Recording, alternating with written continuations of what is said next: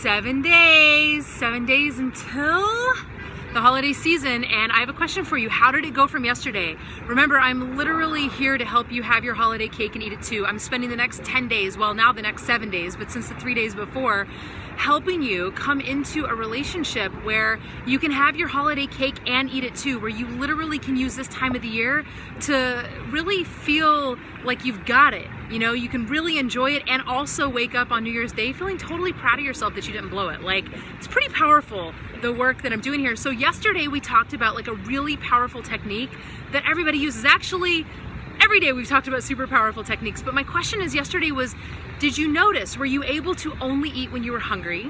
Were you able to eat exactly what your body, mind, heart, and soul really were craving, only when you were hungry?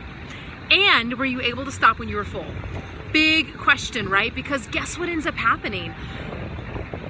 Our back of our brain, our subconscious brain, literally can block our thinking brain, our conscious brain. And it's like, well, okay, that sucks, because think about it. I've had a lot of clients be like, oh, you know what? I meant to do that, but I totally forgot. Damn it.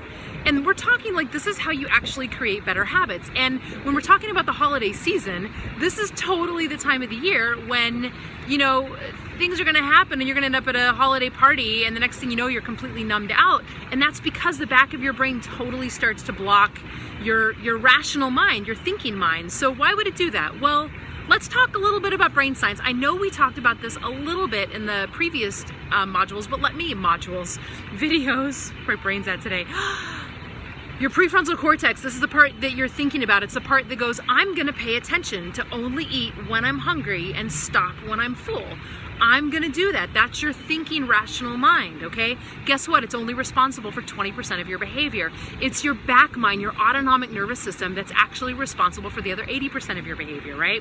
And the thing is that if the back of your brain, if your autonomic nervous system, if your primal brain, the oldest part of your nervous system, if it in any way feels threatened, meaning that its only job on this planet is to keep you safe and alive, and if for some reason something happens where it's like, primal brain goes, this isn't safe, this is not safe, then what's going to happen is it's going to do whatever it needs to do to shut down consciousness and numb you out, and then you're going to end up doing whatever it is that you're used to doing, whatever habits that you have to numb out, to not feel whatever it is that your primal brain is scared to feel, okay?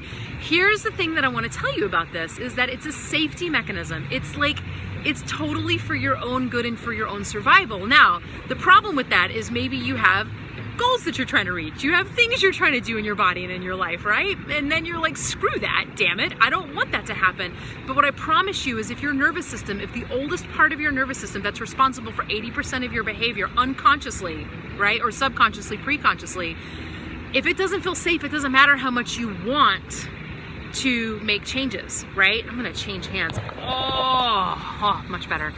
Isn't this beautiful day out here? It's like not even sort of like what it was yesterday. Look at my beautiful view.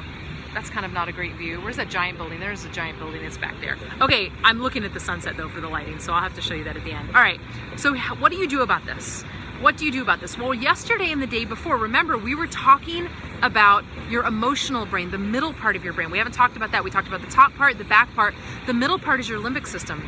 And so many of us lack, and I don't mean this in a bad way, I mean this just as it's the culture that we grew up in, we lack emotional intelligence, okay? And so this emotional intelligence is like, when you feel a feeling and you don't even have consciousness around the feeling, but it's an emotion and it feels uncomfortable, if it's so overwhelming to feel this, then that is why your primal brain will do what it needs to do to not feel the feeling. It's like, right? So frustrating, right? The bigger problem here is that there is not connection. The reason why it can't feel it is because your midbrain, your primal brain, is not connected into your thinking mind with neuronal patterning, right? And then none of this is connected neuronally into your back brain. Let me check my dog. There, he's good. And so what we're trying to do, and what I do inside of Love It to Lose It, like what we do, the main part, we do a lot in there, but the main thing we're doing is how do we create all of these neuronal connections so that way your subconscious mind doesn't stay so unconscious and subconscious. So that way there's more connection to your emotional brain and you can make rational decisions even if you feel emotional, and your primal brain doesn't shut down and think that it has to stop everything, right?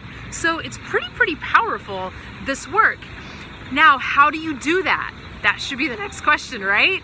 Okay, so because we are so disconnected and fragmented, let me give you an example. Do you totally dislike certain parts of your body? Imagine that you went to a party, a holiday party, and some guy said something total shitty, like a business holiday party, like with all your coworkers, and some guy said something totally shitty to you, made you feel bad. And then another guy, like, you know, you were like, hey, let's dance, and he totally blew you off. Now all of a sudden you're feeling like, oh my God, I feel totally rejected. That guy was such an asshole to me. And then all of a sudden you're feeling feelings that you don't want to feel, and rightfully so, right? And so if you don't have this connection and this integration, then you're going to go numb out, you're going to eat everything, drink anything, right? But then what happens the next morning?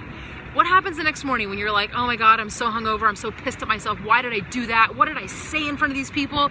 All of those pieces where you're literally rejecting a part of you, you're going, ugh, I don't like that part of me. I hate that I did that behavior. I had that behavior.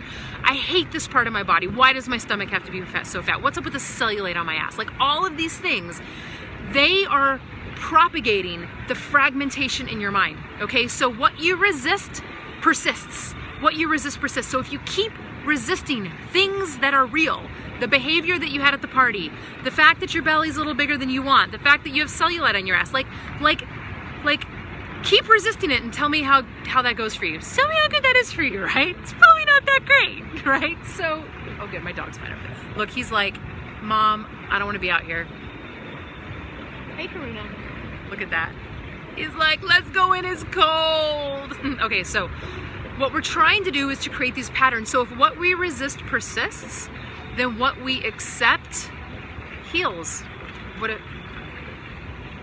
Oh, there he is. Sorry. No, just don't let him jump in. Okay. What I resist persists. He is adorable. Sorry. What I resist persists, and what I accept heals. So the very first step to this integration is healing.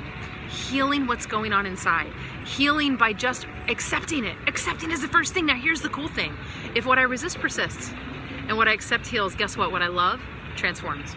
And so in Love It to Lose It, this is what we do. We go, can you find empathy, compassion, and love and a sweet place in your heart for the part of you that totally blew it? For the part of you that is upset that you're not in a good place right now? Can you do that? Is that possible? And that is so key. It's so key.